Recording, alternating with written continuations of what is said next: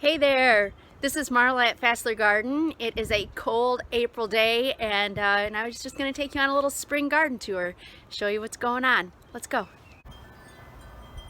Alright, so let's check it out. What do we got going on? So it's been cold, so of course we've got the plastic up over the hoop houses.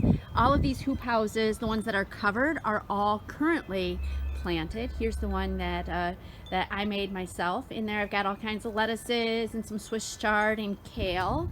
Down in those hoop houses I have cabbage, kale, brassicas, I got some broccoli, I think I might have a cauliflower, I'm not sure. Because I just kind of plant all willy-nilly.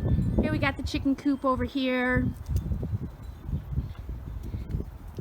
Willa, what are you doing with that stick, girl?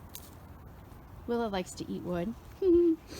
So this area here, I was envisioning a half hoop house, kind of like this one, only bigger, that we could walk into. But I don't think that we are going to do that after all. I think that we are going to actually build the greenhouse, the hoop house greenhouse here where the work table is. The boys and I got the chicken and the duck coop all cleaned out a couple of days ago. This is like, I don't know, 10 wheelbarrows full of sand that Gavin brought in, but first I had to dig out all the yuck. Luckily Steve had just done it a couple weeks ago, so it wasn't so bad, but the sand works so much better for absorbing duck poop. Fresh water for the girls. They're so happy for the fresh water. I think one of my poor girls has a bumblefoot. I think it's this one. Her far foot is pretty swollen. One of the toes. See that? Oh, and I can't quite get to her. I keep trying to just like crouch next to her so I could see underneath. So I don't know if it's a broken toe there on top or if it's bumblefoot underneath. In either case, I don't know what to do. I'm not good at surgery on animals. What else we got going on? Spring flowers are all coming up. Of course, you know, they don't really like the the snow all that much. Let's see. Down in here, I've got, oh, the peas are all coming up. So just like last year, they will climb up the fence here, up the chicken coop, provide some shade for them, as well as peas for us. The apple trees are looking nice. Got little buds coming out on those. Hello, apple tree. Come into focus.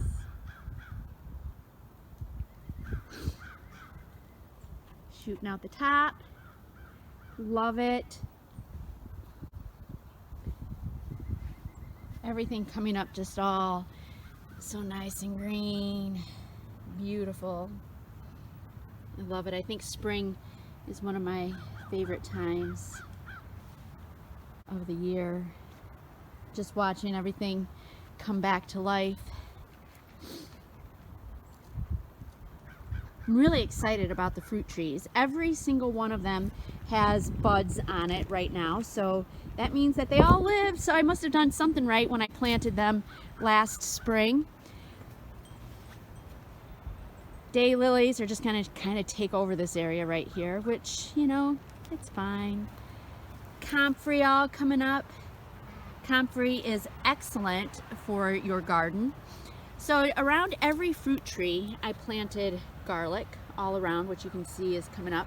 We're not going to harvest the garlic. It's there to protect the fruit trees. Garlic is a wonderful companion plant for just about anything. You can plant it around your berries, around your fruit trees.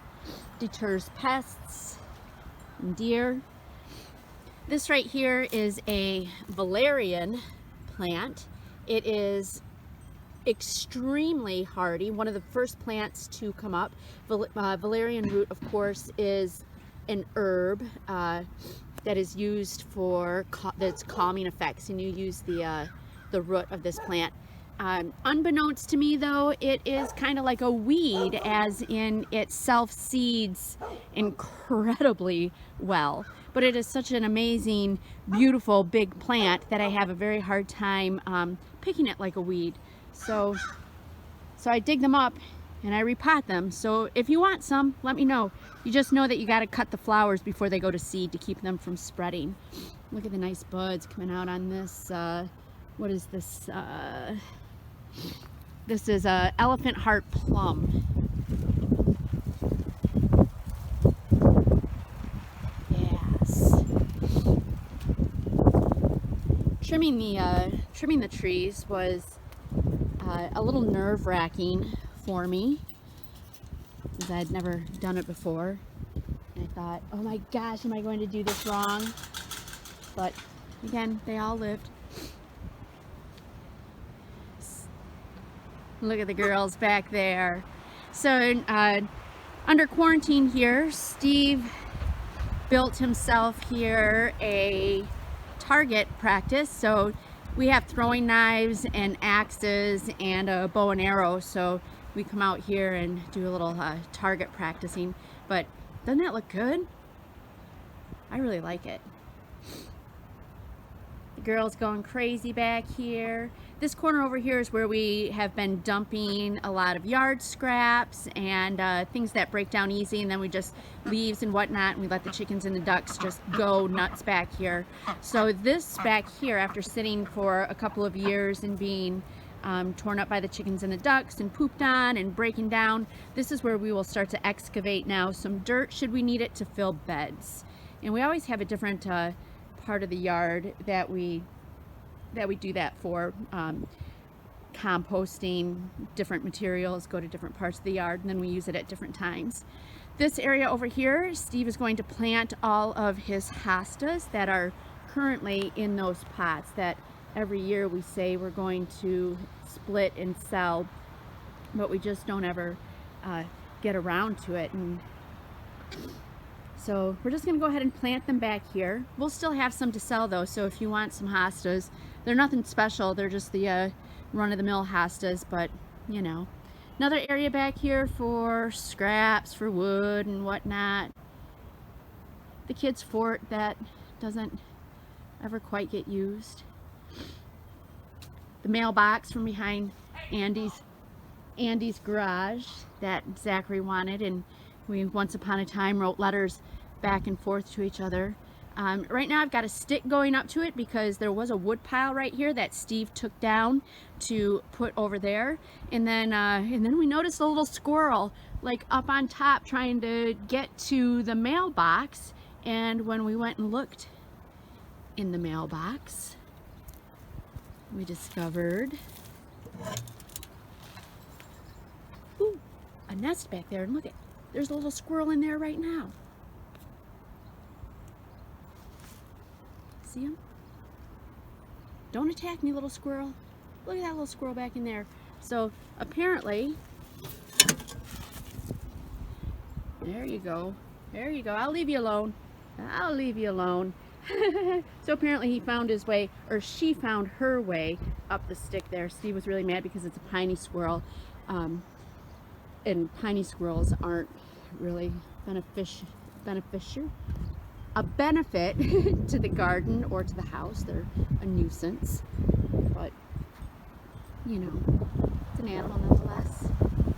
Rhubarb is all coming up, so we became rhubarb farmers unexpectedly, because we split some and the roots were just massive, and then they just did so well back here, and they really do make good cover for the chickens and the ducks once the leaves get really big, and they pretty much leave it alone while they're growing. So if you want any rhubarb, hey, we got rhubarb.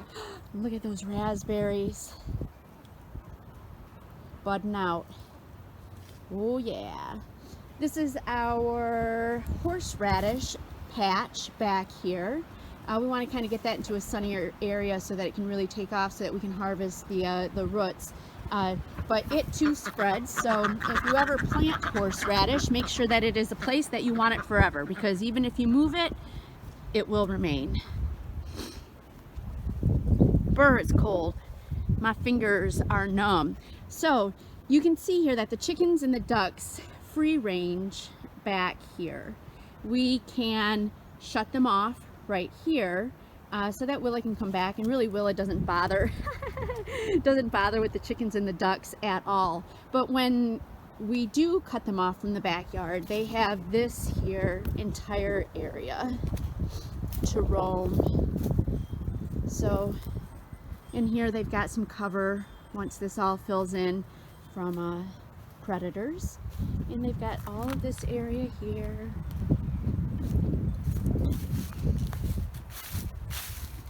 And every morning I empty their pools because they love to dig around in the mud, so every day they get a mud treatment. And then on the days when we're not home, then they can stay in their coop, which is still even for the 8 birds, it's a pretty good size. They've got plenty of room in there to be. The ducks, let me open this up. The ducks have been making their nests and sleeping underneath the chicken coop. The chickens go inside, the ducks go under. We had it all plastic all around for the winter time, so and we had big bags of leaves stacked up all around for insulation, so they were pretty cozy underneath there. And then yeah, of course their water fresh every day. Another valerian down there. That's one that I actually found somewhere and dug it up because I didn't want it there and replanted. You can see all the mint. Look at how that mint is just spreading out into the wood chips. But this is a pretty high traffic area, so I don't mind that the mint is coming out this way.